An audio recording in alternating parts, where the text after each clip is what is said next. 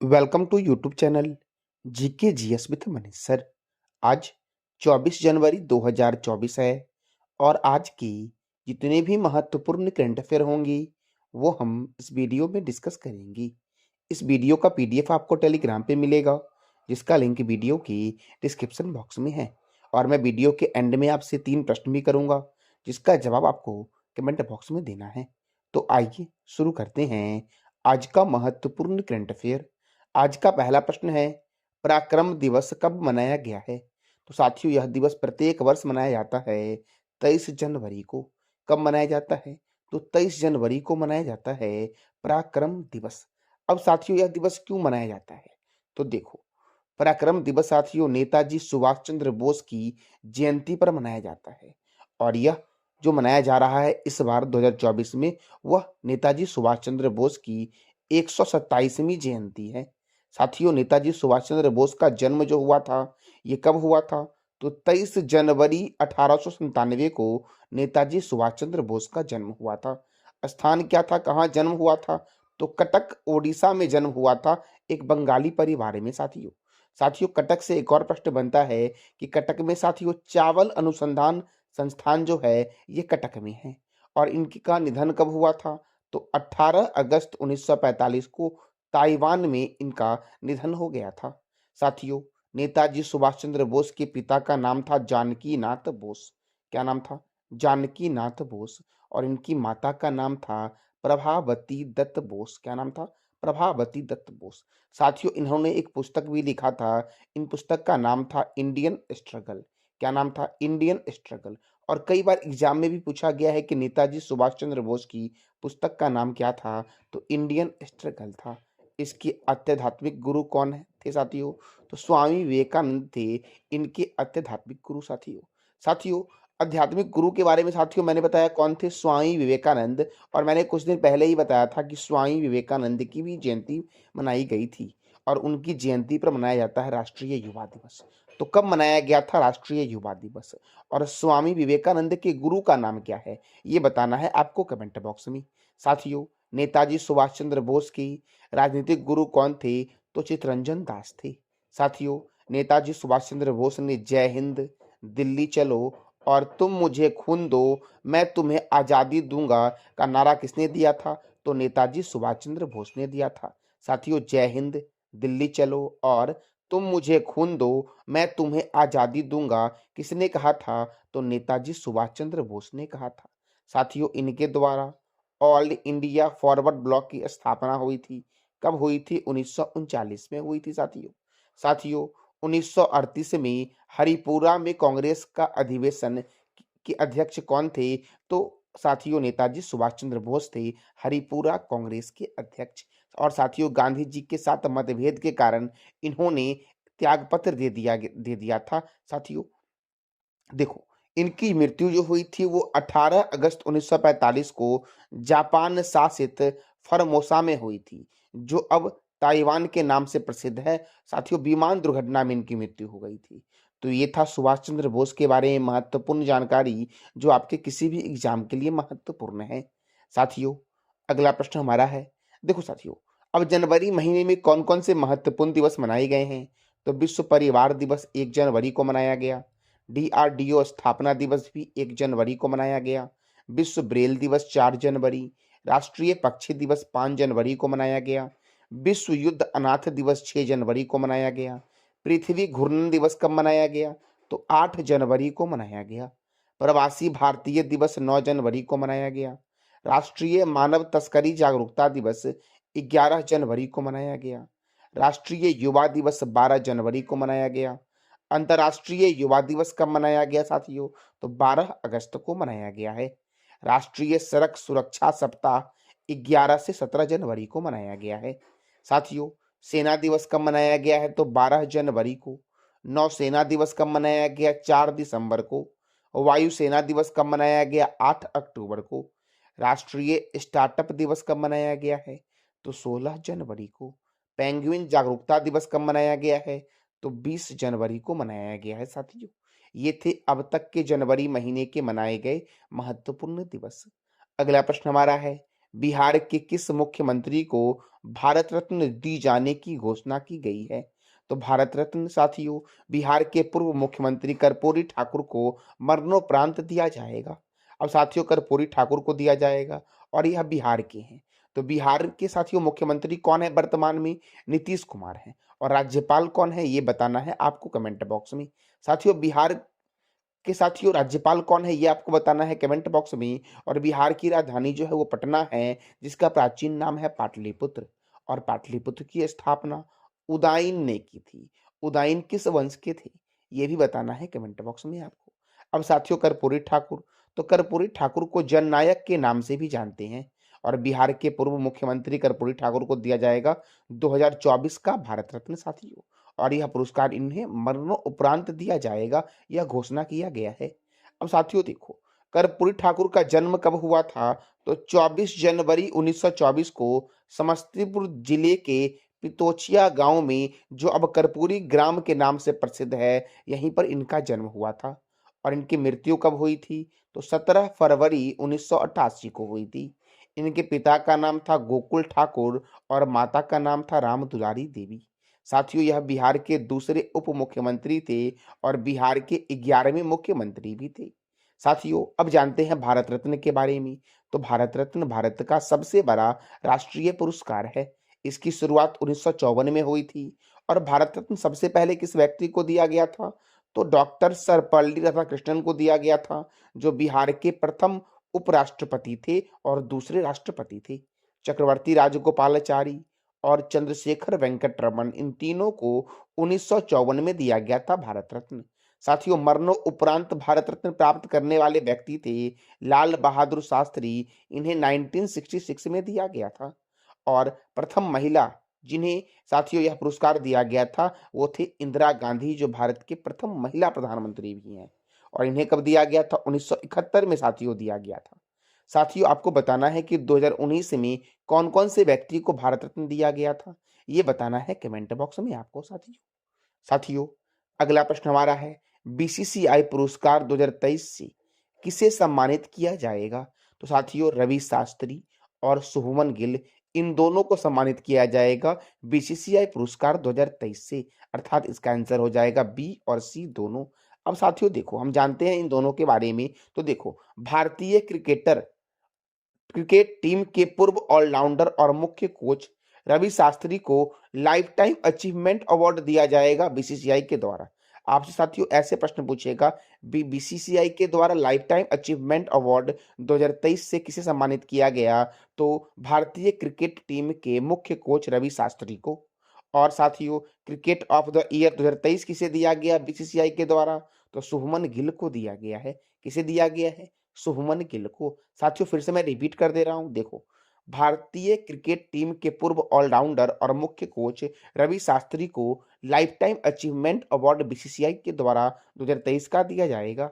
और cricket of the year 2023 का दिया जाएगा शुभमन गिल को। अब साथियों बीसीसीआई, तो देखो बीसीसीआई का फुल फॉर्म होता है board of control for cricket in India. इसका हेडक्वार्टर है मुंबई के वानखेड़े स्टेडियम में। और वानखेड़े स्टेडियम में ही सचिन तेंदुलकर जी की साथियों प्रतिमा का अनावरण किया गया था कुछ दिन पहले। साथियों सचिन तेंदुलकर को भी भारत रत्न दिया गया है। तो इनको कब दिया गया है ये बताना है कमेंट बॉक्स में आपको। और दोस्तों आप कमेंट बॉक्स में जवाब दिया करो। आप जितनी बार साथियों रिवीजन करोगे उतना आपको अच्छे से याद हो जाएगा। तो आप कमेंट बॉक्स में हर हाल में जवाब दिया करो। बीसीसीआई की स्थापना कब हुई? 1928 में। और प्रेसिडेंट कौन है? रोजर बिन्नी है बीसीसीआई के प्रेसिडेंट साथियों। देखो अब इंटरनेशनल क्रिकेट काउंसिल आईसीसी जो है ये क्रिकेट की सर्वोच्च संस्था है पूरे विश्व में। तो देखो इंटरनेशनल क्रिकेट काउंसिल का हेडक्वार्टर है दुबई में। और इसकी स्थापना कब हुई थी? तो इसकी स्थापना हुई 15 जून 1909 को। और साथियों आईसीसी के चेयरपर्सन है ग्रेग बारकेले। डिप्टी चेयरमैन कौन है? इमरान ख्वाजा। और सीईओ कौन है? जियोफ एलर्डिस है साथियों इंटरनेशनल क्रिकेट काउंसिल के सीईओ, अर्थात चीफ एग्जीक्यूटिव ऑफिसर। देखो क्रिकेट में Ranji trophy, Irani trophy, Duleep trophy, C K Nayudu trophy, Rani Jhansi trophy, Deodhar trophy, G D Birla trophy और रोहिंटन बारिया कप दिया जाता है क्रिकेट में साथियों। साथियों भारत ने पहली बार क्रिकेट का वर्ल्ड कप कब जीता था? ये बताना है आपको कमेंट बॉक्स में। अगला प्रश्न हमारा है, हाल ही में किस राज्य के देसी खारेक अर्थात देसी खजूर को जीआई टैग दिया गया है? तो गुजरात के देसी खारेक को दिया गया है जीआई टैग। साथियों, जीआई टैग सबसे पहली बार दार्जिलिंग के चाय पत्ती को 2004 में दी गई थी। अब गुजरात के खारेक को दिया गया है जीआई टैग। तो गुजरात की राजधानी है गांधीनगर। साथियों, गांधीनगर में ही है प्लाज्मा अनुसंधान संस्थान। गुजरात के गवर्नर हैं आचार्य देवव्रत। गुजरात के चीफ मिनिस्टर कौन है? भूपेंद्र भाई पटेल। यहाँ पे राज्यसभा 11 है और लोकसभा 26 है। काकरा पारा परियोजना जो है ये ताप्ती नदी पर है और उकाई परियोजना भी ताप्ती नदी पर गुजरात में है। पोरबंदर लेक वन्य जीव अभयारण्य किस राज्य में है? तो गुजरात में है। रतन महल वन्य जीव अभयारण्य, वंसदा राष्ट्रीय उद्यान, थोल झील वन्य जीव अभयारण्य, वाधवाना आर्द्र भूमि किस राज्य में है? तो गुजरात में है। जंगली गधा अभयारण्य गुजरात में है। ब्लैक बक राष्ट्रीय उद्यान गुजरात में है। और भारत के पहले पनडुब्बी पर्यटन का अनावरण गुजरात के द्वारिका में किया जाएगा। साथियों, कृष्ण नगरी थी द्वारिका, ये साथियों अब समंद्र के अंदर डूब चुका है। तो इसी के साथियों इसी को घुमाने के लिए ये पर्यटन पनडुब्बी का अनावरण किया गया है। द्वारिका नगरी को साथियों पर्यटन स्थल बनाया गया है जो समुद्र के अंदर है। तो साथियों इसी को घुमाने के लिए पनडुब्बी पर्यटन का अनावरण किया गया है गुजरात सरकार के द्वारा। साथियों अगला प्रश्न हमारा है, हाल ही में किस राज्य के 60 पैरासूट फील्ड हॉस्पिटल को सुभाष चंद्र बोस आपदा प्रबंधन पुरस्कार 2024 दिया गया है? तो उत्तर प्रदेश को दिया गया है आपदा प्रबंधन पुरस्कार 2024। साथियों, सुभाष चंद्र बोस आपदा प्रबंधन पुरस्कार 2024 अब उत्तर प्रदेश को दिया गया है। तो उत्तर प्रदेश की कैपिटल क्या है? लखनऊ है। उत्तर प्रदेश के चीफ मिनिस्टर कौन है? योगी आदित्यनाथ। उत्तर प्रदेश के गवर्नर कौन है? आनंदीबेन पटेल। उत्तर प्रदेश में राज्यसभा 31 है और लोकसभा कितना है साथियों? 80 है। दुधवा राष्ट्रीय उद्यान, पिलभित राष्ट्रीय उद्यान, अमानगढ़ बाघ रिजर्व किस राज्य में है? तो उत्तर प्रदेश में है। भारतीय चीनी तकनीकी संस्थान कानपुर में है। भारतीय दलहन शोध संस्थान, यहां सही कर लेना, भारतीय दलहन शोध संस्थान कहाँ है? कानपुर में। Small industries development bank of India अर्थात सिडबी का हेडक्वार्टर लखनऊ में है और इसकी स्थापना हुई थी 2 अप्रैल 1990 को। वंदे भारत, नमो एक्सप्रेस और अमृत भारत एक्सप्रेस की सुविधा पाने वाला देश का पहला राज्य कौन बना है? तो उत्तर प्रदेश बना है। और उत्तर प्रदेश के अयोध्या जंक्शन रेलवे स्टेशन का नाम बदलकर अयोध्या धाम कर दिया गया साथियों। और महर्षि वाल्मीकि अंतर्राष्ट्रीय हवाई अड्डा कहाँ है? अयोध्या में। और अयोध्या है सरयू नदी के किनारे साथियों। अगला प्रश्न आपका है, हमारा संविधान हमारा सम्मान अभियान की शुरुआत किसने की है? तो हमारा संविधान हमारा सम्मान अभियान की शुरुआत उपराष्ट्रपति जगदीप धनखड़ के द्वारा किया गया है साथियों। देखो, उपराष्ट्रपति श्री जगदीप धनखड़ ने गणतंत्र दिवस के 75वें वर्ष पूरे होने के उपलक्ष्य में हमारा संविधान हमारा सम्मान कार्यक्रम की शुरुआत की है। अब उपराष्ट्रपति साथियों, तो भारत के उपराष्ट्रपति के बारे में जानते हैं। उपराष्ट्रपति का पद देश का दूसरा सर्वोच्च पद होता है और आधिकारिक क्रम में इसका पद राष्ट्रपति के बाद आता है। अर्थात भारत के राष्ट्रपति साथियों जो हैं वो भारत के प्रथम नागरिक होते हैं और दूसरे नागरिक कौन होते हैं? उपराष्ट्रपति। उपराष्ट्रपति का पद जो है वो अमेरिका के संविधान से लिया गया है। भारत में उपराष्ट्रपति का वर्णन जो है ये अनुच्छेद 63 में किया गया है। राज्यसभा का पदेन सभापति होता है कौन? उपराष्ट्रपति, जिसका वर्णन अनुच्छेद 64 में है। साथियों याद रखना, सबसे महत्वपूर्ण प्रश्न हमारा यही है कि साथियों राज्यसभा का पदेन सभापति कौन होता है? तो उपराष्ट्रपति होता है, जिस बात का वर्णन अनुच्छेद 64 में किया गया है। साथियों अगर राष्ट्रपति अनुपस्थित रहते हैं तो उपराष्ट्रपति भारत का कार्यकारी राष्ट्रपति होता है। इसका वर्णन किस अनुच्छेद में है? तो 65 में है। साथियों याद रखना, अगर किसी कारणवश राष्ट्रपति अपने पद पर कार्य नहीं कर रहे होते हैं तो उनकी जगह पर उपराष्ट्रपति जो होते हैं वो भारत के कार्यकारी राष्ट्रपति के रूप में कार्यरत होते हैं, जिसका वर्णन अनुच्छेद 65 में है। अगर साथियों भारत के उपराष्ट्रपति भी न रहें तो सर्वोच्च न्यायालय के मुख्य न्यायाधीश साथियों उस पद पर रहेंगे। अगला प्रश्न हमारा है, हाल ही में किस राज्य के झुम्पा गांव में श्री राम महोत्सव एवं खादी संवाद का आयोजन हुआ है? तो हरियाणा के झुम्पा गांव में श्री राम महोत्सव एवं खादी संवाद का आयोजन हुआ है। अब हरियाणा, तो हरियाणा की राजधानी है चंडीगढ़ और चंडीगढ़ के वास्तुकार कौन है? ली कार्बूजियर। हरियाणा के गवर्नर कौन है? बंडारू दत्तात्रेय। साथियों, कौन है हरियाणा के गवर्नर? बंडारू दत्तात्रेय हैं। हरियाणा के मुख्यमंत्री कौन है? मनोहर लाल खट्टर। हरियाणा में राज्यसभा 5 है और लोकसभा 10 है। कालेसर राष्ट्रीय उद्यान, सुल्तानपुर राष्ट्रीय उद्यान, छिलछिला वन्यजीव अभयारण्य किस राज्य में है? तो हरियाणा में है साथियों। देखो, खापरवास वन्यजीव अभयारण्य, भिंडावास वन्यजीव अभयारण्य, सौरिहंद नहर सतलज नदी पर है और यह किस राज्य में है? तो हरियाणा में है। अगर पूछूं रिहंद नहर किस राज्य में है? तो ये उत्तर प्रदेश में है, रिहंद नदी पर। National dairy research institute Karnal में है। National brain research centre Gurgaon में है साथियों। गुड़गांव में ही भारत का पहला अनाज एटीएम अन्नपूर्णा एटीएम बना था। और गुजरात में साथियों, सॉरी, गुड़गांव में ही इंटरनेशनल सोलर अलायंस का हेडक्वार्टर है। बुनकरों का शहर किसे कहा गया है? तो पानीपत को कहा गया है। महाराजा अग्रसेन अंतर्राष्ट्रीय हवाई अड्डा कहाँ है? तो हिसार में है।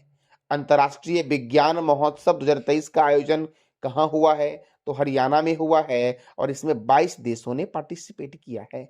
अगला और आखिरी प्रश्न हमारा है, भारत और किर्गिस्तान के बीच आयोजित होने वाला सैन्य अभ्यास खंजर का आयोजन कहाँ हुआ है? तो हिमाचल प्रदेश के वकलोह में हुआ है सैन्य अभ्यास खंजर का आयोजन, जो भारत और किर्गिस्तान के बीच होता है साथियों। अब हिमाचल प्रदेश में हुआ है, तो हिमाचल प्रदेश की राजधानी क्या है? शिमला। और शिमला में है केंद्रीय आलू अनुसंधान संस्थान। हिमाचल प्रदेश के गवर्नर कौन है? शिव प्रताप शुक्ला है। हिमाचल प्रदेश के मुख्यमंत्री कौन है? सुखविंदर सिंह सेखो। हिमाचल प्रदेश में राज्यसभा 3 है और लोकसभा 4 है। पिन वैली राष्ट्रीय उद्यान किस राज्य में है?